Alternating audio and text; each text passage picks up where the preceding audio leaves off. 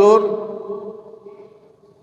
حضرت be be Fatima الزہرا رضی اللہ تعالی عنہ کے گھر تشریف لائے. فرمایا بیٹی آج میرا دل کرتا ہے کہ میں تیرے گھر آج سو جاؤں، تیرے گھر آج رات گزاروں.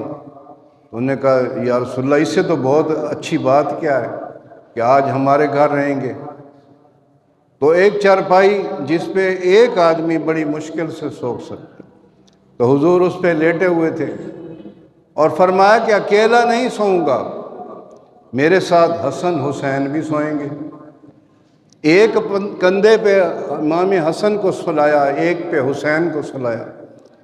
اب بچہ جو چھوٹے بچے تھے، اب بچہ جیسے رات کو بچوں کی عادت ہوتی ہے وہ دودھ مانگتے ہیں، امام حسین کی عادت تھی وہ امی سے دودھ، ایک برتن میں دودھ رکھا ہوا تھا.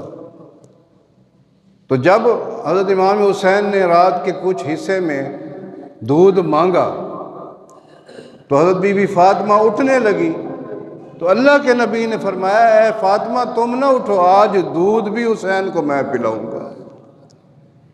حضور خود اٹھے، دودھ ڈال کے امام حسین کو پلایا.